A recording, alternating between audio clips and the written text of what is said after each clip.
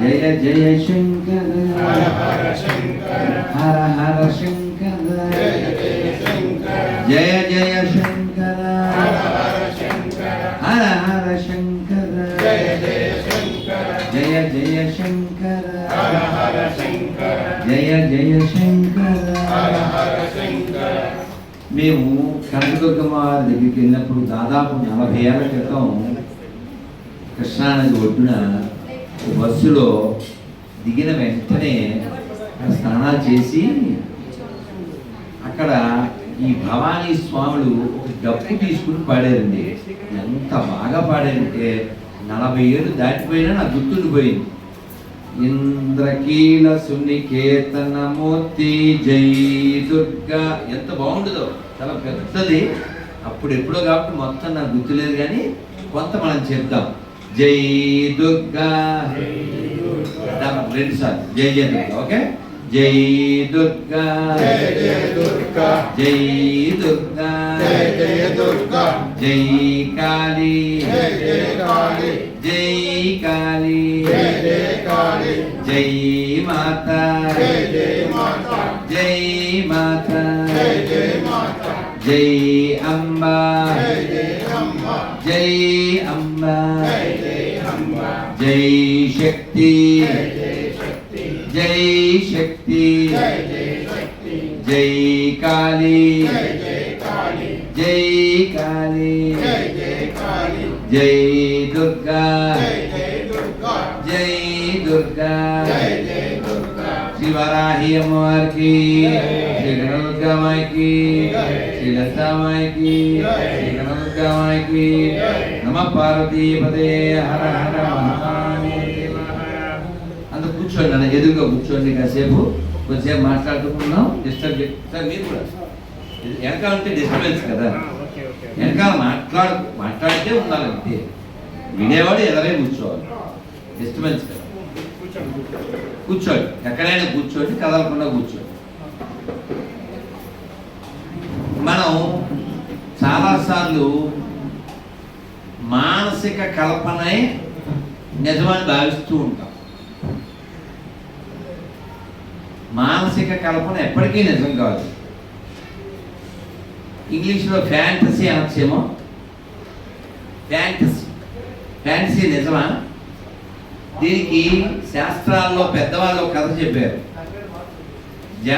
జనకుడికి ఒక కళ వచ్చిందంట. రాత్రి రైల్లో కూడా చెప్పారు, వందే భారత్. జనకుడికి కళ వచ్చింది. ఏమని కళ వచ్చింది తేజ? ఈ బికమే ప్యారెట్. ప్యారెట్ అయినట్టు, ప్యారెట్ అంటే చిలుక, తను చిలుకగా మారిపోయినట్లు కళ వచ్చింది. పొద్దున్న ఆయన సభ తీర్చాక మంత్రులతో, పెద్దవాళ్ళతో, అమాత్యులతో ఏమన్నారంటే, చెప్పండి, నేను చిలకగా ఉండి జనకుడిగా కలగన్నానా, జనకుడిగా ఉండి చిలకలా కలగన్నానా? Which is the truth, what is the fact అన్నాడు. అందరూ ఏం చెప్తారు సహజంగా? రాజుగారి దగ్గర డబ్బా రైళ్ళగా ఎక్కువ మంది ఏమంటారు? సార్ మీరు జనకుడు, మీకు కళ వచ్చింది, కళలో మీరు చిలుక, మీరు బ్యారెట్, అందులో తిన్నది క్యారెట్. అలాగే చెప్తాడు. ఎవడే ఎక్కువ మంది, 99 మంది అదే గ్యాస్ కొట్టారు. ఒక్కడు ఉంటాడు, ఎవడో ఒకడు మొహం మీద కొట్టినట్టు చెప్పేవాడు. నాలా అవునా? అతను చెప్పాడు, బోత్ ఆర్ డ్రీమ్స్ అన్నాడు. Balayya Babu both are not same అన్నట్టు ఈయన బోత్ ఆర్ డ్రీమ్స్ అన్నాడు. మొత్తం దిగిపోయారని చెప్పాడు. Both are dreams. మనం అదేదో నిజం, ఇదేదో నిజం అని ఏదోదో ఊహించుకుంటున్నాం కదా, ఇవన్నీ కలలే. మంగళంపల్లి బాలమురళీకృష్ణ గారు రాసి పాడినటువంటి పాట మీకు తెలుసు, ఏంటది? మౌనమే నీ భాష ఓ మూగ మనసా, ఓ మూగ మనసా, నాటక రంగానివే. హేమంత్, అది తెచ్చిందని ప్రయోజనం లేదు కదా, అదే తెచ్చావు కదా, పెట్టు. తేలేదా? అది వేరు. బాక్స్ అందులో లేదా ఆ సంచిలో చూడు, మరి తెలియదని చెప్పకూడదుగా, అది అయితే ఆన్సర్ కాదుగా. చూడలేదని చెప్పాలి. తెలియదంటే ఏదో ఆన్సర్ కాదు, కనబడలేదు లేదు అని చెప్పాలి. అందులో లేదు, మీరు తేలేదు, ఇలాంటి సమాధానం చెప్పండి. నాటకరంగానివే మనసా తెగిన పతంగానివే మనసా. అందులో ఇంకా గడ్డి పెడతారు ఎవరికి? మనస్సుకి. కలలు కంటావు, కళ్ళలైనా అని ఏడుస్తుంటావు.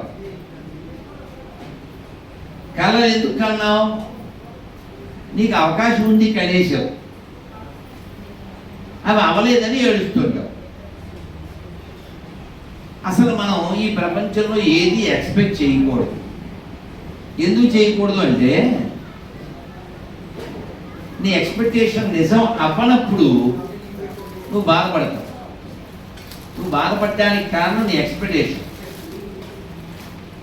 అందుకని ఎక్స్పెక్ట్ చేయి. పెద్ద ఎక్స్పర్ట్ లాగా ఉంది. ఎక్స్పర్ట్ అంటే ద్రష్ట.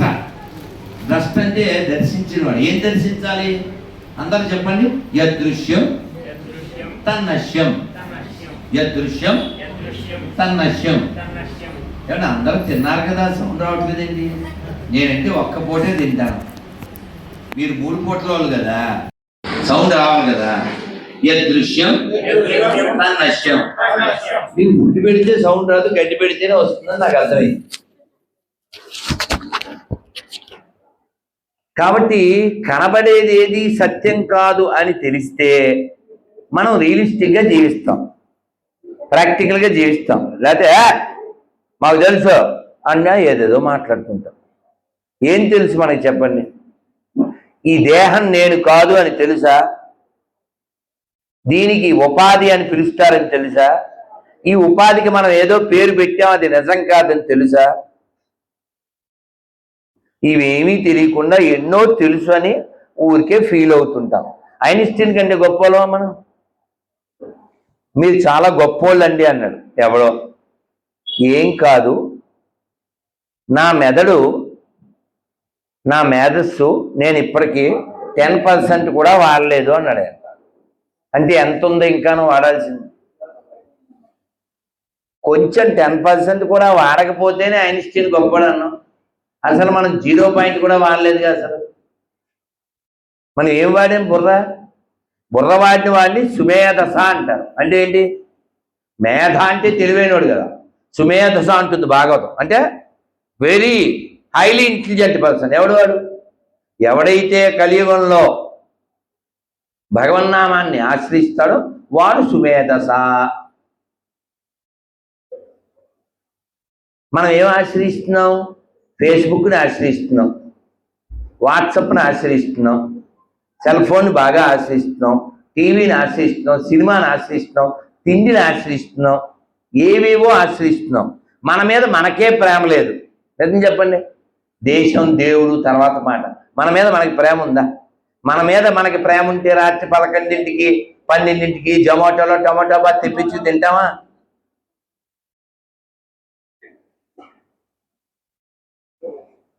ఇప్పుడు వారు పాలు కూడా తీసుకోరా అన్నారు. వీలున్నంత మట్టికి రాత్రిపూట కాల్చాలి. ఆకలి వేసినా సరే. ఎందుకు అంటే నువ్వు పొద్దున్న యాక్టివ్గా ఉండాలి కాబట్టి. పొద్దున్న నువ్వు చక్కగా ఒంటికాల మీద నిలబడి ఆదిత్యవరం చదువుకోవాలి, చక్కగా పద్మాసనం వేసుకుని భగవద్గీత చదువుకోవాలి, చక్కగా దర్భాసనం వేసుకుని దాని మీద కూర్చుని హోమం చేసుకోవాలి, జపం చేసుకోవాలి, యోగా చెయ్యాలి. నువ్వు అడ్డమైంది రాత్రి లోపలే హెత్తే పొద్దున్న నువ్వు అలా ఫ్రీగా కూర్చోగలవా? అందుకనే విద్యార్థిలాగే జీవించాలి చచ్చే వరకు. మనం ఎప్పుడు సాధకుడిగా ఉంటేనే ఎప్పుడైనా బోధ చేయడానికి అర్హులవుతాం. విద్యార్థికి 5 లక్షణాలు ఉండాలి. ఎవరికి తెలుసు చెప్పండి? నాకు, కస్తూరి వారికి కాకుండా ఎవరికైనా తెలిస్తే చేయొద్దండి. ఎవరు లేరా? తల్లి నువ్వు చెప్తావా? నేను చెప్పనా? దాదాపు 28 ఏళ్ల క్రితం నేను విన్నాను శిల్పకళ విద్యార్థులు మాట్లాడుకుంటే తిరుపతిలో. మన బంగారేశ్వరం గారు చాలాసార్లు చెప్పేసి ఉంటారు, కాకస్నాన భగద్ధ్యాన శ్వాన నిద్ర తదైవచ అల్పాహారి గృహత్యాగి పంచైతాని ఏతద్ విద్యార్థి లక్షణం. తెలుగులో చెప్పొద్దా? అవి 5 లక్షణాలు. చెవులు ఇక్కడ పాడేయండి, తినేవాళ్ళు తింటూ ఉండండి, చెవులు మాత్రం ఇక్కడ పాడేయండి. కాక స్నానం అంటే కాకిలా స్నానం చేయాలంట. కాకి ఎలా స్నానం చేస్తుంది? ఇలా ఎగురుతూ వచ్చి ఇలా ములిగి వెళ్ళిపోతుంది. మనం బాత్రూంలోనే అద్దం ముందు నిలబడి అందంగా లేనా అసలేం బాగోలేనా ఇలాంటి సాంగులు పాడకూడదు. అప్డేటెడ్ వెర్షన్ అలాగే ఉంటుంది.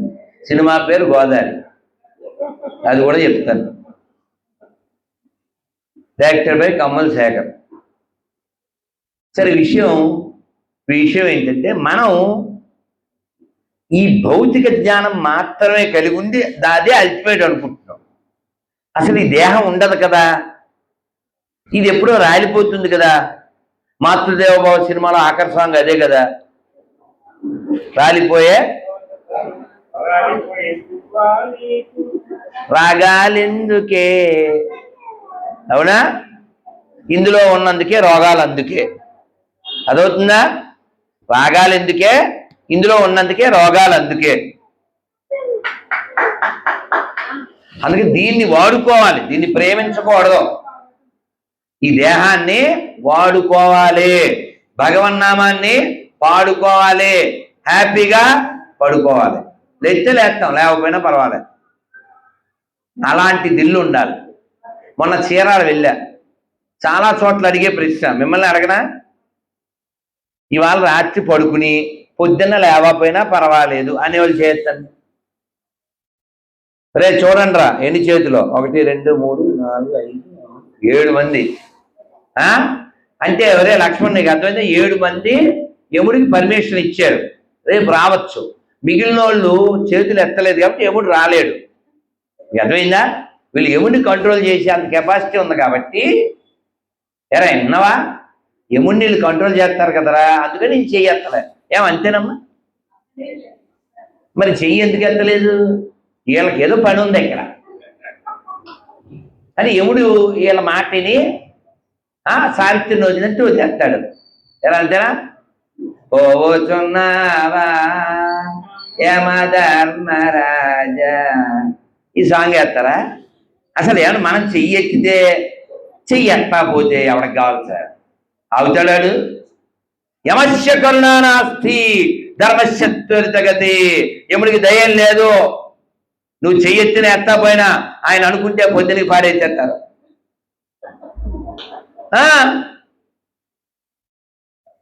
నువ్వు చూడొచ్చావా, నువ్వు ఆపొచ్చావా? ఎవ్వరి చేతిలో లేదు. దంశాకరాలని నచ్చితే ముఖాని అంటాడు. ఏంటి భయపడిపోతాడు అర్జునుడు? అమ్మో కృష్ణ, నీ పళ్ళ మధ్యలో పడి ఈ రాక్షసులు చూర్ణం వలె పొడిపొడైపోతున్నారు, నీలో అందరూ ప్రవేశిస్తున్నారు, సర్వలోకాలు సర్వభూతాలు అన్ని జీవులు నీలో ప్రవేశిస్తున్న అన్ని లోకాలని భయపడిపోతాడు. అప్పుడు 11వ విశ్వరూప సందేశం అయిపోయిన తర్వాత అప్పుడు ఆయన చెప్తాడు, నువ్వు మళ్ళీ సౌమ్యవపు స్వామి, నువ్వు ఇలా ఉంటే నా గుండెలు భయపడిపోతున్నాయి, నువ్వు మళ్ళీ మామూలుగా మా కృష్ణుల్లా ఉండిపో. మా కృష్ణుల్లా వచ్చాయంటే అప్పుడు ద్విజరూపహ, 2 చేతులతో నార్మల్ వాళ్ళ ఫ్రెండ్ వాళ్ళ బావ అలా అయిపోతాడు. కాబట్టి మనం ఎప్పుడూ కూడా భగవంతుడి యొక్క శక్తిని అంచనా వేయలేం, ప్రకృతి శక్తిని అంచనా వేయలేం, కాలం. కాబట్టి మనం అందరం కూడా వెళ్ళిపోతాము కాలంతో పాటు. ఈ వెళ్ళే లోపల ఇక్కడ కాల, but that fellow drinking cola. వాడిది వాడి గోల, బికాజ్ ఇదే బాల. నేను ఇప్పుడు శ్లోకం కొంచెం చివరి చెప్పాను కదా, మొత్తం చెప్పండి ఒకసారి నమస్కారం పెట్టి. కాలక్షేపో, ఇది మన ముప్పవరపు సింహాచల శాస్త్రి గారు బాగా వాడతారు వారి హరికథల్లో, అందుకని దీన్ని నేను బాగా విని విని విని వచ్చేసింది. ఆయన ఫస్ట్ టైం శ్రీలంకలో కలవగానే, మా జగన్నాథ శాస్త్రి గారి పుణ్యమా, ఆయన కలవగానే ఏమని మీ దగ్గర నేర్చుకున్నది ఇది అని చెప్పేశాను. మరి ఆయన వల్లే నేర్చుకున్నాను, అందుకని చెప్పాను ఆయనకి.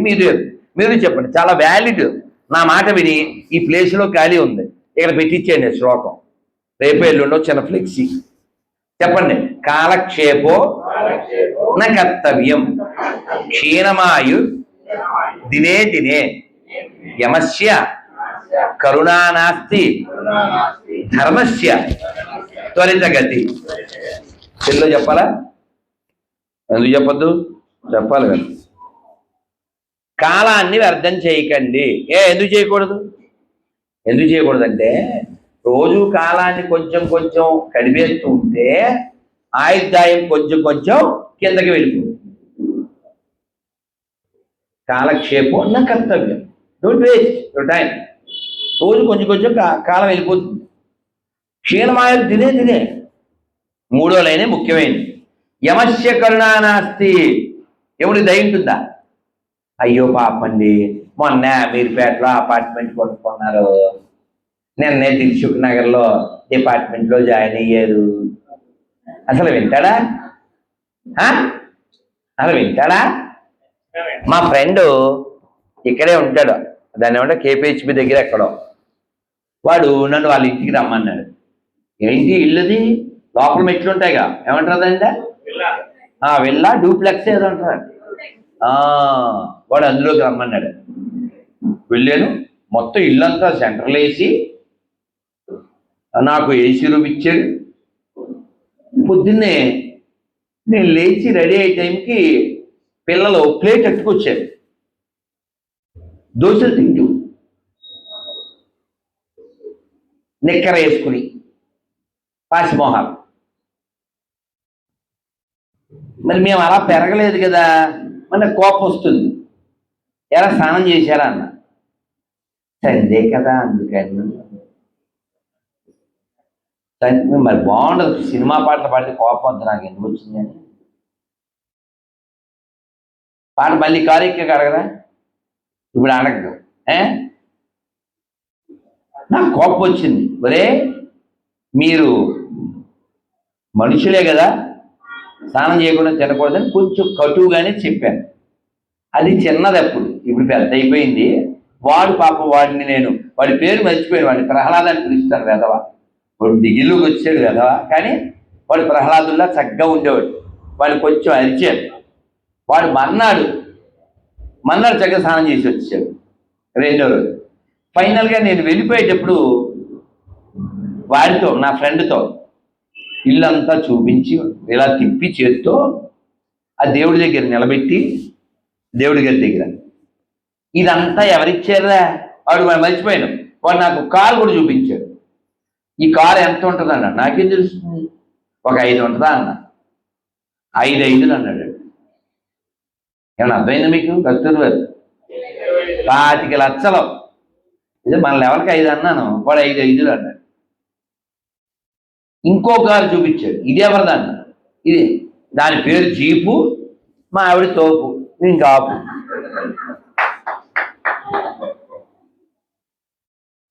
నేను చిన్నప్పుడు కొండవీటి సింహం సినిమాలో జీప్ అంటే బ్లూ కలర్లో ఉంటుంది, అది పోలీసులు తోలుతా, అది తెలుసు. కారు కంపెనీ పేరు జీప్ అని నాకు తెలియదుగా. నేనేదో నా ఆశ్చర్యం ప్రకటించాను. ఇది బాగా వినాలి మీరు, అరే కెంపాకోల వినాలి. గుడ్ బాయ్ వాడు, అది ఏమనకండి. ఎంత మంచి పేరు అండి, కొట్టండి డాడీ. ఆ పేరు పెట్టిన వాళ్ళకి కొట్టని చెప్పట్లు. అద్భుతం అద్భుతం నేనా. ప్రహ్లాద వరద గోవింద, ఎంత మంచి పేరు, అద్భుతం. సరే, నేను వాడితో ఏం చెప్పినా వినలేదు. మీరు దేవుడి దగ్గర తీసుకెళ్ళి ఇలా చూపించి, ఒరే ఇదంతా ఎవరిచ్చారో, ఇదంతా ఎవరిచ్చారో వాళ్ళకి తీసుకోవడం కూడా వచ్చు. ఇదొక్కటి యాది చేసుకోండి. ఇదంతా ఎవరిచ్చారో వాళ్ళకి తీసుకోవడం కూడా వచ్చు. ఇది రాసుకోండి. ఒక సాఫ్ట్వేర్ ఇంజనీర్తో ఈ మాట చెప్తే వెంటనే ఆయన మార్కర్ పైన తీసి వాళ్ళ ఇంట్లో రాసేసారు. ఇదొక్కటి గుర్తుపెట్టుకోండి. ఈ మాటలు నావి కాదు, భాగవతంలోవే. కృష్ణుడు భగవద్గీతలో చెప్పాడు, నేను అన్నిటినీ హరిస్తాను అని చెప్పాడు. కాల రూపంలో నేను హరిస్తానని చెప్పాడు. కాబట్టి మనం ఈ కాలంలో వచ్చి వెళ్ళిపోతాం. కానీ వచ్చి వెళ్ళిపోయే వాళ్ళు ఎప్పుడూ రెచ్చిపోకూడదు. ఎందుకంటే చచ్చిపోయే వాళ్ళు ఎప్పుడూ రెచ్చిపోకూడదు. రైల్లో ఎప్పుడన్నా ప్యాసింజర్ దాంట్లోకి ఎక్కినప్పుడు, తిరుమల క్యూ లైన్లోకి వెళ్ళినప్పుడు అప్పుడు మన నిజస్వరూపాలు బయటపడుతుంటాయి. ఎంత భక్తో, ఎన్ని నామాలో, ఎన్ని పూజలో అక్కడ నేను ఎవరు తెలుసా నీకో అంటుంటాడు.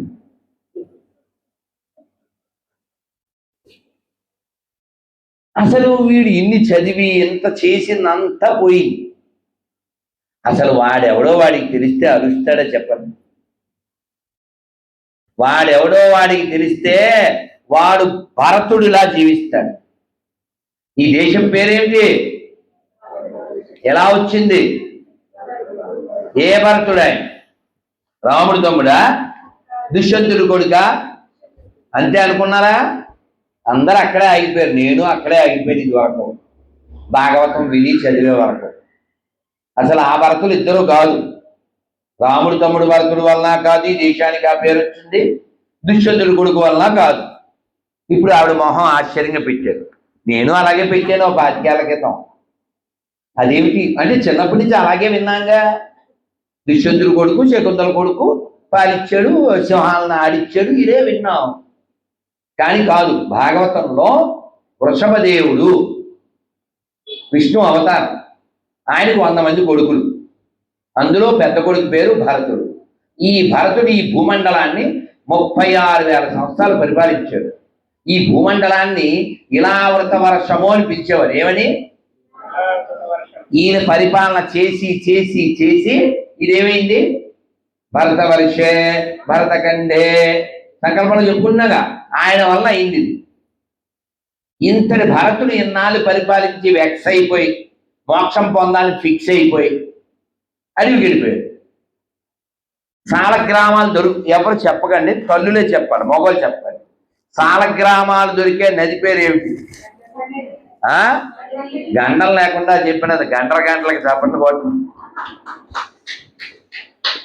ఈ గండకి శిలలు దొరికే ఈ గండకి నది దగ్గరికి వెళ్ళి ఆయన తపస్సు చేస్తున్నారు. ఇక తపస్సులో గడ్డం గీసుకోవడాలు అవే ఉండవు.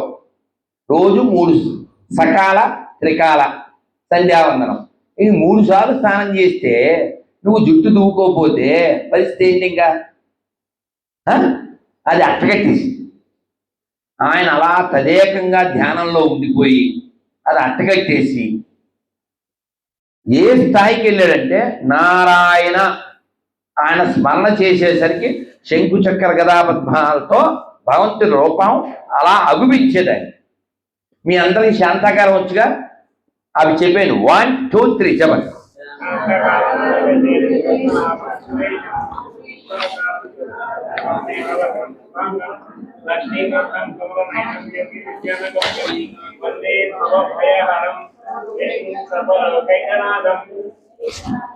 హరే కృష్ణ. అందరూ 2 చేతులు పైకి చెప్పండి. హరే కృష్ణ హరే కృష్ణ కృష్ణ కృష్ణ హరే హరే, హరే రామ హరే రామ రామ రామ హరే హరే. గోవిందా. వరాహ్యమ్మ వారికి, శంకరాచార్య స్వామికి. చాలా సంతోషంగా ఉండండి. మీరు ఆనందంగా ఉంటే ఇవాళ రాత్రి పడుకుని లేవకపోయినా పర్వాలేదు అనగలరు. మీకు ఏదో శంక ఉంటే శంకరుడు ఉండడు. ఏమన్నా అర్థమైందా? ఆవిడికి అర్థమైంది. ఆవిడ చప్పట్లు కొట్టండి.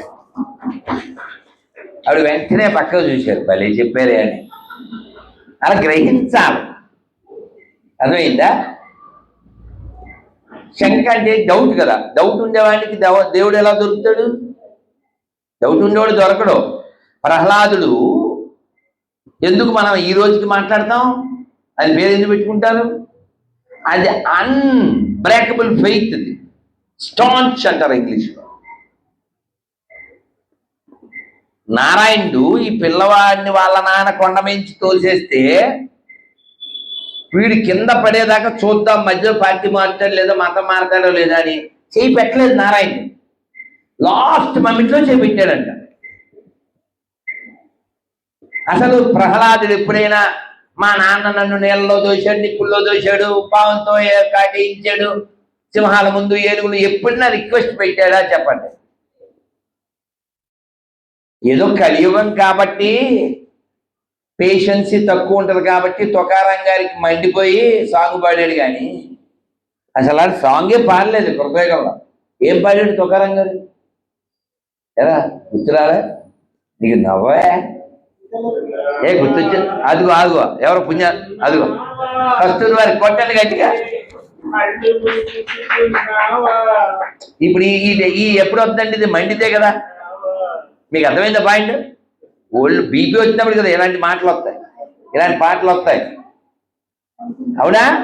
తుకారాం గారికి తప్పలేదు, కలియుగం, పేషెన్సీ, గొడవ. ఏం చేస్తాడు ఆయన? స్వామికి కూడా బీపీ వస్తే కానీ రాడు, విషయం తేలని పెంచాడు. కానీ ప్రహ్లాదుడు అసలు తన కోసం ఎప్పుడూ పిలవలేదు. చండా అమార్కులని ఇద్దరు గురువులు, శుక్రాచార్యుడు కొడుకులు, ఈయనకి గురువులు. వాళ్ళకి ఈయన మీద ఏదో ప్రయోగించారు భూతాన్ని. ఆ భూతం రివర్స్ వాళ్ళ మీదకి వెళ్తే నారాయణుడికి ఆయన ప్రే చేశారు, స్వామి నేను నిజంగా నీ భక్తున్నైతే, నా భక్తి నిష్కలంకమైతే మా గురువులైన చండా అమార్కులను రక్షించు అన్నాడు. అంటే భక్తుడైన వాడు ఎప్పుడు తన కోసం ప్రార్థన చెయ్యడు. ఇది గుర్తుపెట్టుకోండి, ప్రహ్లాదుని చూసి నేర్చుకోండి. నాకు అది కావాలి ఇది కావాలి అనేవాడు ఎప్పటికీ భక్తుడు కాదు. మరి ఏమనగాలి? ఈరోజు జగన్నాథ స్వామి రథయాత్ర మేము వెళ్ళొచ్చాం, జగన్నాథుని దర్శనం చేసుకున్నాం. ఇక్కడ అబిడ్స్ వాళ్ళు అక్కడ అందులో ఎగ్జిబిషన్ గ్రౌండ్లో పెడితే జగన్నాథుడికి శంకరాచార్యులు వారు జగన్నాథాష్టకం రచించారు. ఎప్పుడైనా ఒక్కసారి విన్నాను అన్నాను అన్న వాళ్ళు చేతండి, ఒకసారి చదవండి. ఈరోజు చదివితే చాలా మంచిది. అందులో కార్డులు మళ్ళీ తీద్దాం. ఇది ఒక్కటి నేను చెప్పేసి భరతుడి గురించి చెప్పేసి మేము బయలుదేరుతాం. రేపు మళ్ళీ కార్యక్రమాలు ఉన్నాయి కాబట్టి అందరూ ఒక్కసారి చెప్పండి, జై జగన్నాథ్, జై జగన్నాథ్, జై జగన్నాథ్ స్వామి, జై జగన్నాథ్, జై బలదేవ, జై సుభద్ర, జై బలదేవ, జై సుభద్ర, జగన్నాథ స్వామి నయన పదగామి, నయన పదగామి భవాతు మే. జై జగన్నాథ్, జై జగన్నాథ్, జై జగన్నాథ్ స్వామి, జై జగన్నాథ్, జై జగన్నాథ్, జై జగన్నాథ్, జై జగన్నాథ్ స్వామి, జై జగన్నాథ్. జగన్నాథ స్వామికి, జగన్నాథ రథయాత్ర మహామహోత్సవ్కి. ఈ జగన్నాథ స్వామి యొక్క అష్టకంలో నాన్న మిగిలింది మళ్ళీ పాడుకుందాం, కానీ అమ్మ వెనకాల మాట్లాడద్దు, మీరు ఆపాలి, లేకపోతే మైక్ ఆపేస్తాను. ఏదో మధ్యలో ఒకసారి మాట్లాడాలి, కంటిన్యూ మాట్లాడడం, బయటికి వెళ్ళాలి. ఇక్కడ శంకర్ల వారు ఏం చెప్తారంటే మనం ఏం కోరాలి? నవయ్యచే రాజ్యం నచ కనక మాణిక్య విభావం నయాచేహం రమ్యం నిఖిల జనకామ్యం వరవధూ సదా కాలే కాలే బ్రహ్మదాపతిన గీత చరితో జగన్నాథ స్వామి నయన పదగామి భవతు మే. అందరూ ఒక్కసారి జగన్నాథ స్వామి నయన పదగామి భవతు మే. జగన్నాథ స్వామి నయన పదగామి భవతు మే. ఇది మిగిలినంత మళ్ళీ పాడుకుంటుందని ఇక్కడ ఆయన నవయాచే రాజ్యం నచ కనక మాణిక్య వైభవం. నాకు మాణిక్యాలు వద్దు, కనకం బంగారం వద్దు, నాకు రాజ్యం వద్దు, అందమైన స్త్రీలు వద్దు, మరి ఏం కావాలి? నీ సేవ కావాలి. A devotee wants not even mukti, he wants only the service of the Lord. నన్ను ఏం చేయమంటారు అనేవాడు కావాలి. అందుకని ఆయనకి పని చెప్పేవాడు ఎందుకండి? ఆయనకి పని చెప్పేవాడు. ఈ భరతుడు అలా తపస్సు చేసి 8వ స్థాయికి వెళ్ళాడు నారాయణ్ణి పొందడానికి. ఇంకో స్టెప్ వేస్తే మోక్షం. ఈ స్థితిలో ఉన్న సమయంలో ఆయన కూర్చున్నాడు. ఓం నమో నారాయణాయ, ఓం నమో నారాయణాయ, ఓం నమో నారాయణాయ అలా ధ్యానం చేస్తూ ఉంటే భగవంతుడు రావాలి. మీరు చెప్పినట్లు శాంతాగారం అదేం రావట్లే. ఎవరు వచ్చారు తెలుసా? జంక వచ్చింది. అదేంటి జంక ఎందుకు వచ్చిందంటే, ఈయన 8వ స్థాయిలో ఉన్నప్పుడు స్నానానికి వెళ్తే ఒక మధ్యాహ్నం పూట ఒక పులి గాండ్రింపుకి భయపడి కడుపుతో ఉన్న ఒక జింక ఈ నది పాయ అలా పారుతుంటే ఇలా జంప్ చేసి కడుపుతో ఉంది. కడుపులో ఉన్న పిల్ల ఆ నీటి ప్రవాహంలో పడిపోయింది. తల్లి అటు వెళ్ళి చనిపోయింది.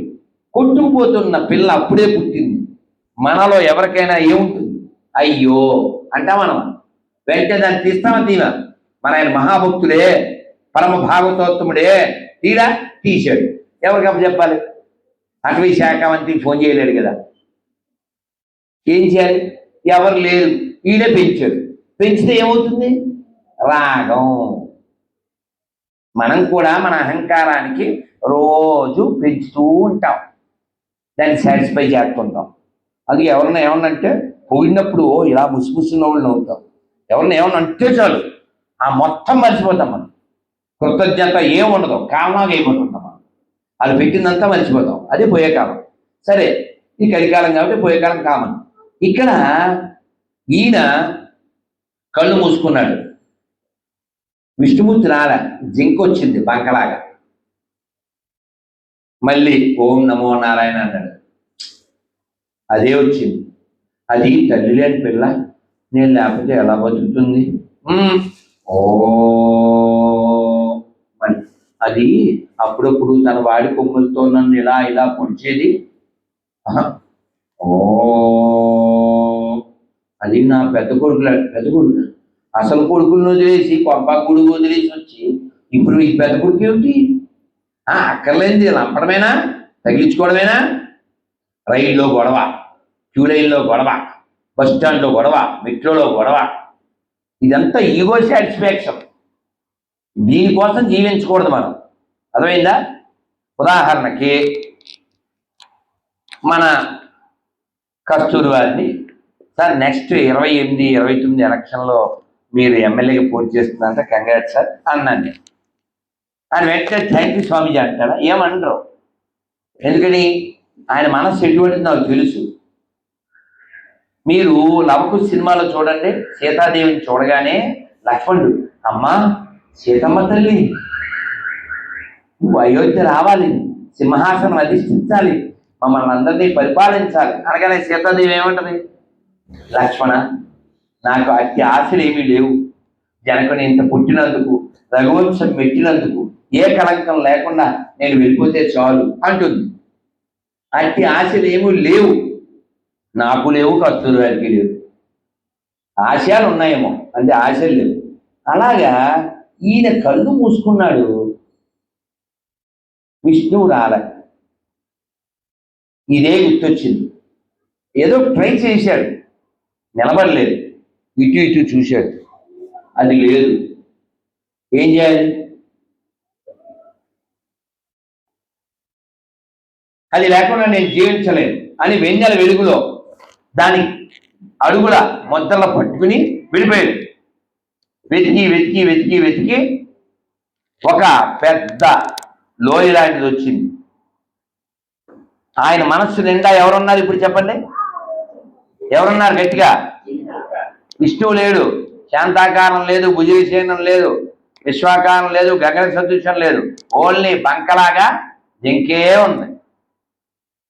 ఈ స్థితిలో ఓ రాయి మీద కాలేశాడు, టాప్ అని పడ్డాడు. అదిగో సౌండ్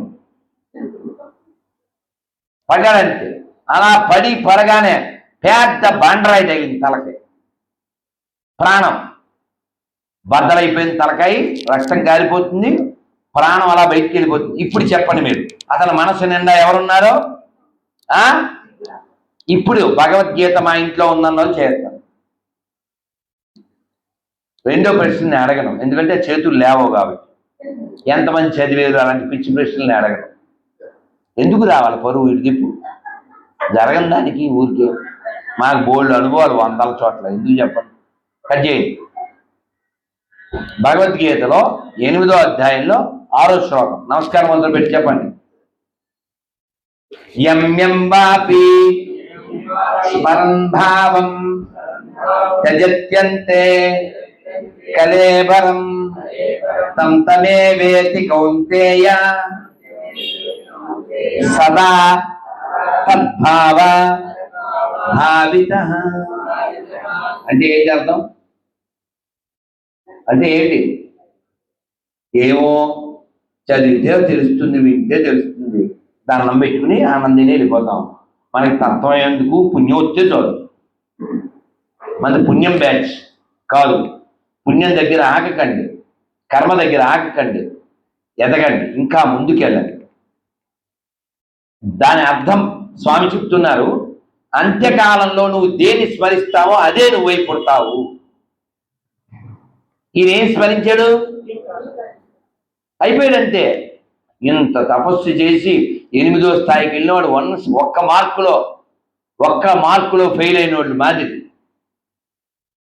ఇంకే పుట్టాడు.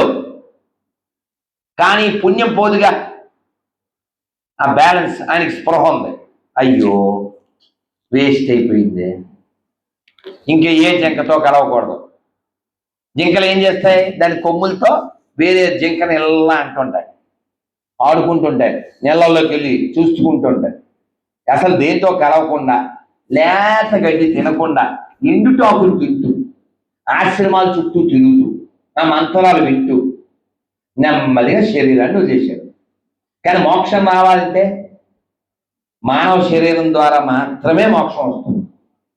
ఇంకో జంతు జన్మ నుంచి రాదు. ఇదే డోరు. అందుకే దీనికి తీసుకోవాలి కేరు. ఏదైనా కష్టం వస్తే చేయాల్సింది బేరు. రిమైండ్లకే షేరు, డోంట్ కేరు. అదవుతుందా? ఆయన ఈ పుణ్యం ఉండడం వలన భగవద్గీతలో చెప్పారు, ఎవరైనా సరే అందరూ ఒకసారి ఈ ఒక్క మొక్క చెప్పండి. స్వల్పమప్యస్య ధర్మస్య త్రాయతో మహతో భయాత్. మహతో భయాత్. పెద్ద భయం ఏంటండి? చావే కదా. ఇందాక ఎందుకు చేయట్లేదు? అమ్మో చచ్చిపోతే అలాగా. మన అందరం అన్ని బాగుంటే సాంగ్ పాడుతుంటాం. ఏం పాడది? ఏం కాదు. మనం ఏం పాడతాం తెలుసా? ఏం పాడతాం తెలుసా? చెప్పనా? రెచ్చిపోదాం బ్రదర్, ఈ సాంగ్ పాడతాం మనం. నేనేం పాడతాను? చచ్చిపోతావు బ్రదర్, ఎముడు తీస్తాడు లెదర్, వెయిట్ చేస్తుంది వెదర్, అక్కడ ఉంది మీ మదర్. ఏమన్నా అర్థమైందా? ఏమన్నా అర్థమైందమ్మా? ఎముడు తీసేది లెదరో, పాడు చేయకండి వెదరో. సో కాబట్టి మనము స్పృహ కలిగి ఉండాలి. ఎక్కడ ఏమీ లేదు, నేనేం తీసుకురాలేదు, నాదేది పోలేదు, ఎందుకంటే నేనేం తేలేదు కాబట్టి. నాది నాది అనుకున్నది నీది కాదురా, నువ్వు రాయన్నది ఒకనాటికి రత్నమౌనురా. ఇది 5వ తరగతిలో పాడినండి. 5వ తరగతి 40 ఏళ్ళు వెనక్కెళ్ళాలి. కాబట్టి ఇక్కడ మనదేది లేదు, కాబట్టి మనం ఏడవడానికి ఏ అవసరం లేదు. నువ్వు వచ్చేటప్పుడు ఏడుస్తూ వచ్చావు, కానీ వెళ్ళేటప్పుడు ఏడవకు, వెళ్ళే లోపల కూడా ఏడవకు. ఒక ఆయన 3 అంతస్తులు బిల్డింగ్ అంటుపోయి షార్ట్ సర్క్యూట్, వాడు దొల్లేస్తున్నాడు రోడ్డు మీద, ఇంటి ముందు. కొడుకులు వచ్చారు, డాడీ లే, ఇల్లురా. కాదు డాడీ, చెవిలోకి వచ్చి చెప్పారు, ఆ ఇల్లు మనం అమ్మేశాం కదా. వాడు వెంటనే, మీరు నమ్మదే,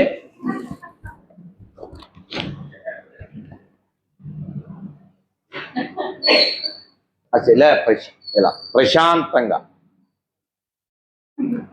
హ్యాపీగా ఉన్నాడు. ఆ ఇంటి తగలబడిపోతున్న ఇంటిని చాలా రిలాక్స్డ్గా చూశాడు. ఇంకో కొడుకు వచ్చి, డాడీ అది చెక్ ఇచ్చాడు, పాస్ అవ్వలేదండి. అంతే, ఇటు మళ్ళీ తొలేస్తున్నాడు. ఇందాక నిలబడి, ఓ ఈ మధ్య అలా కూడా అంటున్నారా, ఆ టైప్లో నిలబడ్డాడు. ఇప్పుడు వీడు దొల్లేస్తున్నాడు.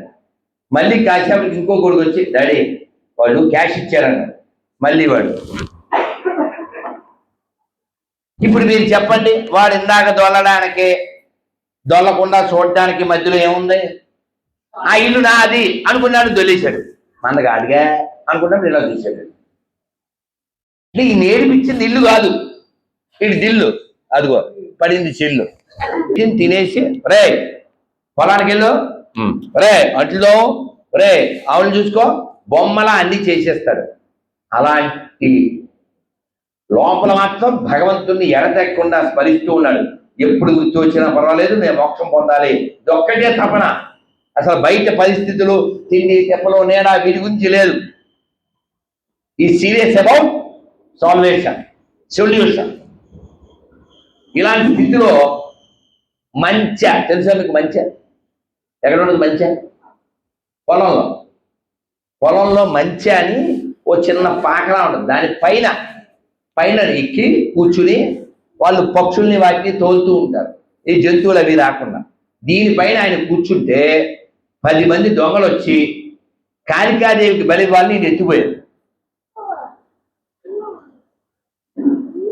మామూలు మనం ఏం చేస్తామండి, ఎవడరా నువ్వు అంటాం. ఈయన బొమ్మ టైపు కదా, మాట్లాడు, వెళ్ళిపోయాడు. స్నానం చేయి, అది చేశాడు. పసుపట్లు కట్టుకోండి. తర్వాత ఏంటంటే ఈ సీను పసుపట్ల అది గోవిందా శివ ఏంటంటే వేసేయడమేగా. ఇది ఇతనికి తెలీదా? తెలిసినా అతను అసలు పూర్తి శరణాగతిలో ఉన్నాడు కాబట్టి ఆయన రియాక్టే అవ్వలేదు. కానీ వాళ్ళు ఎప్పుడైతే గొడ్డలు ఎత్తారో అంతే, కాళికాదేవి ఆ గొడ్డలు తీసుకుని ఆవిడ భక్తుల్ని ఆవిడే వేసేసింది. 10 మంది ఆవిడే వేసింది. ఇలా జరిగిన తర్వాత అతను ఏం చెప్పాలి? అమ్మ థ్యాంక్స్ అమ్మ అనాలా? ఏమిలే, మనోడు బొమ్మ, అక్కడ అమ్మ ఇక్కడ బొమ్మ, వెళ్ళిపోయాడు అంతే. అసలు ఈ స్పృహే లేదు ఆయనకి, అసలు ఈ లోకంతో పని లేదు ఆయనకి. ఏమన్నా వేసేసినా, ఏమన్నా ఊసేసినా, ఏమన్నా చేసేసినా, ఆయన మెడ కోసేసినా ఆయనకి రియాక్ట్ అవ్వడం. మనం ప్రతి చిన్నదానికి రియాక్ట్ అయిపోతాం. నువ్వు అంటే ఏయ్ అంటుంటాం మనం. నువ్వు అంటే మన కొవ్వు అంతా చూపించేస్తుంటాం మనం, అవునా కదా? మీరు అనాలంటుంటాం. మరి దీన్ని ఏమన్నా అంటే ఊరుకుంటావేంటి? ఇది నేనే అంటుంటాంగా. సో అటువంటి గొప్ప స్థాయిలో ఆయన ఉన్నప్పుడు ఆయన మోక్షాన్ని పొందాడు. అందువల్ల ఈ దేహం కేవలం మోహం పంచడానికి మాత్రమే ఉంది, అహం పెంచడానికి మాత్రమే ఉంది. కానీ దీన్ని అందుకు వాడద్దు. జిందగీ నమిలేగా దుబారా, దీన్ని చేయకూడదు దుబారా. ఇది రెండోసారి రాదు కాబట్టి దీన్ని వ్యర్థం చేయకుండా అర్థం చేసుకుని అమ్మవారి అనుగ్రహాన్ని, స్వామివారి అనుగ్రహాన్ని పొంది భగవంతుడు ఎందుకు ఇచ్చాడో దీన్ని అర్థం చేసుకోండి. మళ్ళీ పుట్టకూడదు. అలా పుట్టకుండా ఉండేలాంటి జన్మను ఎలా పొందాలో శంకర్లు తమ యొక్క వచనాల ద్వారా, తమ యొక్క స్తోత్రాల ద్వారా, తమ రచనల ద్వారా, తమ భాష్యం ద్వారా బోల్డ్ అంత ఇచ్చి వెళ్ళారు. ఆయన రచనలు మన జీవితం చాలదు. 32 ఏళ్ల వయసులో అంత తిరిగి వారు అంత చేసి వెళ్తే కనీసం మనం ఎవరిని బాగు చేయొద్దు, ఉద్ధరించొద్దు, మనం ఉద్ధరించుకోవాలా. అందుకని మీ అందరికీ రిక్వెస్ట్, మీరు బాగా వినండి. భగవంతుడి యొక్క వైభవము, అమ్మవారి వైభవము బాగా అనండి. లలిత, విష్ణు ఇవన్నీ బాగా చదవండి, బాగా జపించండి. అందరూ ఒకసారి చెప్పండి, హరే కృష్ణ హరే కృష్ణ కృష్ణ కృష్ణ హరే హరే, హరే రామ హరే రామ రామ రామ హరే హరే. భారత్ మాతా కీ జై శ్రీరామ్. ఏదో చేయండి, కూర్చోనా, నీరసం వస్తుంది. నా పిల్లలు కారు ఈ అమ్మాయికి మీరు లోటస్ ఏదో ఇస్తానన్నారట, నన్ను చంపుతోంది. ఏం చెప్పానమ్మా?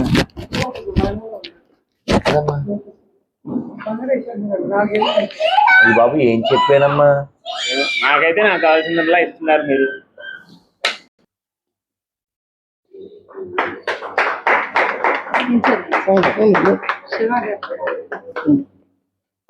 जय श्री वाराही माई की, श्री ललिता माई की, नमः पार्वती पदये हर हर महादेव।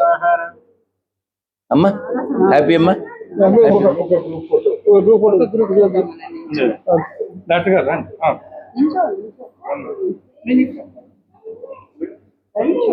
అమ్మా రత్న, నువ్వు ఇట్రా.